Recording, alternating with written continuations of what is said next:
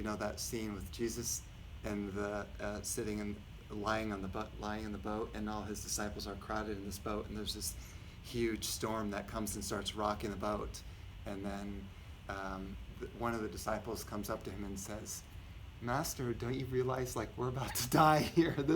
The sea is about to consume us. Aren't you going to do anything?" And he's just like lying on the bottom of the boat. They're really wondering if he's going to help. And what he does, he just stands up, goes to the front of the boat, and just kind of puts his hand out, and the whole sea and all the wind just becomes calm. And the disciples look at him like in shock. How did that happen? Utter shock. And they, of course, then knelt at his feet. And they called him. People need miracles for you to be proved to you that you're godlike, So they need miracles. When that happened, they just bowed and said, "You are the Lord." That was enough. You just calmed the entire sea. How did you do that? Who does that? Right? The impossible was made possible. That's the grace. That is the grace. And you know how you connect with the grace? You simply believe that it's possible. People defend their limitations to death. I can't do that. That's impossible for me. What he did, oh, no. I'm not worthy, whatever it is.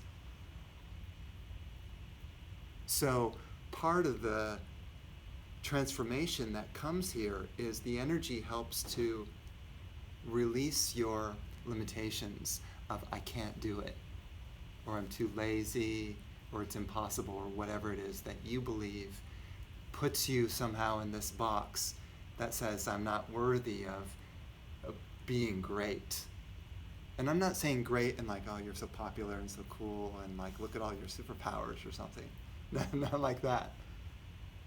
But it means more like you're worthy of the most beautiful love on this earth, and you don't need anyone to give you that. Your heart is so big, it's so beautiful, and it's all sort of self-contained within you. You don't need to find a girlfriend or a boyfriend and say, "Will you give me love?" Right? Which everyone on earth is doing that. Right? That's chasing after relationships. What if you're so independent, so full of love, you don't get lonely, you don't get sad, you don't get sorrowful, and you're not chasing after anyone? That's actually really attractive kind of person, if you met a person like that. Right? Then people would want to be around you suddenly when you don't need anything. When you're so self-content as you are, who you are. That's the first step of love. The first step. In a way, it's kind of self-acceptance, self-love. I'm okay with myself, even with all the faults. Because the thing is all the faults that we have, everyone else has the same problems. It's just that a lot of people, you can find out people on Facebook and their life looks so good. Because we put what we want people to see, all the sort of great and positive things for our lives. Think, wow, I wish I was more like that person. Wow. Because Facebook's very tricky, because you can put the personality or the character that you want, or whatever it is, I don't know, Instagram or something, whatever people use nowadays. They create a sort of persona. Even in real life, when we're communicating and talking together, you're trying to pretend to be cool. I'm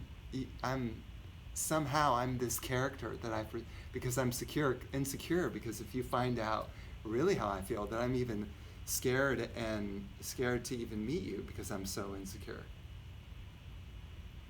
I don't want you to find out that, so I want to appear confident. So then I hide my insecurities and I put on a face to show you that I'm a certain way. So we all do this. And so if you had no insecurity and you could just be yourself, wouldn't that be so refreshing? You ever meet someone who's just naturally themselves? That's awesome. We really look up to those people. They're really authentic. They call it authentic. That's the word. Because I used to run a financial planning firm, and then I renounced it all. I ran a firm for years. It was really successful. And then when Swami Purna said, "Oh, and it's time for you to renounce," I got rid of that firm. Done. In an instant.